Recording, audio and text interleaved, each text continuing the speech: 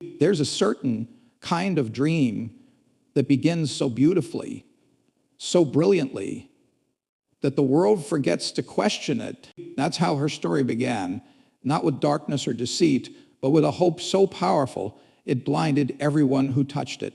Elizabeth Holmes wasn't born a villain. She was born a dreamer, someone who wanted desperately to matter, to change the world, to be remembered.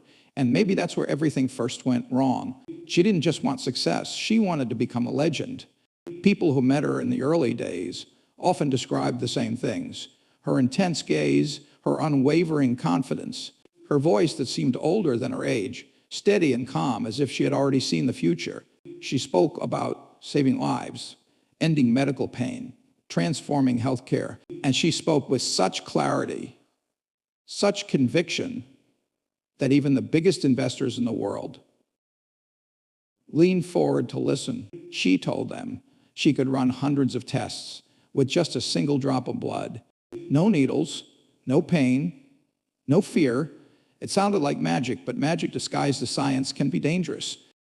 At Stanford, she was ambitious, restless, impatient with the slow pace of real research. According to reports from people who knew her then, she wanted greatness immediately, not eventually. When she dropped out and started her company, Theranos, she wasn't building a machine. She was building an identity. She wasn't just pitching a product. She was pitching herself as the next Steve Jobs. Black turtlenecks, deep voice, intense stares. She crafted an image long before the technology was ready to support it, and the world loved it. Billionaires, statesmen, CEOs, media icons, they saw in her the story they wanted to believe. A brilliant young woman revolutionizing medicine, a new icon rising, a miracle unfolding. But miracles don't come from ambition alone, and her promises grew faster than her technology. According to court documents and testimonies, failures appeared early. Machines misfired. Tests were inaccurate. Engineers raised concerns. But instead of slowing down, instead of stepping back, instead of admitting that technology needed time, she doubled down, because slowing down meant losing the spotlight. And losing the spotlight meant losing the dream. And Elizabeth Holmes terrified losing the dream, far more than she feared the truth. That was the beginning. The moment ambition began tightening into something darker, something fragile, something dangerous. There's something uniquely dangerous about a lie that begins with good intentions. It doesn't feel like a lie at first. It feels like a shortcut, a temporary detour, a small bend in the road that you promise yourself you'll straighten later. But lies grow like vines, slowly at first, then all at once. What began as a promise to change healthcare evolved into secrecy, pressure, and decisions driven by fear instead of truth. Inside the company, according to multiple insider accounts and whistleblower testimony, many employees grew worried. The blood testing machines weren't working as promised. Results were inconsistent. Some tests failed outright. But instead of opening the doors to honesty, the walls grew higher. Employees were reportedly told not to ask questions, not to discuss problems, not to share concerns outside their team. And for those who pushed harder, those who refused to accept silence, there were rumors of pressure, isolation, or being forced out of the company entirely. It wasn't a place where truth flourished. It was a place where truth felt dangerous. Elizabeth continued speaking with absolute certainty. Investors poured in hundreds of millions. Media outlets praised her as a visionary. Former government officials joined her board. She stood on stages, looked into cameras, and promised a revolution. And every time she repeated those promises, the lie expanded. Every handshake, every speech, every new partnership added another layer of weight. The world believed her so deeply that she could no longer afford to tell the truth. But the technology did. T improved fast enough. And so, according to trial evidence, the company began relying on traditional laboratory machines while claiming everything was done using their revolutionary device. Reports say employees were instructed to hide those machines when visitors came. Demonstrations were carefully controlled.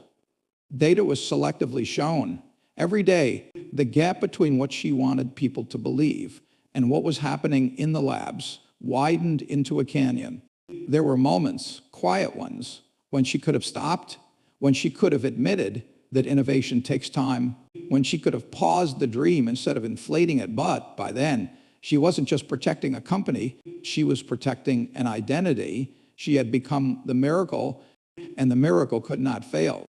But the truth has a way of breaking through, especially when lives are at stake. The lie was growing faster than she could manage, and soon it would become too big to contain. The fall of an empire never begins the day it crashes. It begins in the quiet moments no one notices, moments when the truth becomes too heavy to hide. For years, the outside world saw only perfection, but inside the company, according to reports and whistleblower accounts, fear was spreading. Engineers were overwhelmed, scientists were anxious, lab workers reportedly watched tests fail repeatedly, and the pressure to deliver the impossible grew unbearable. Then came the investigations, the first cracks in the shield.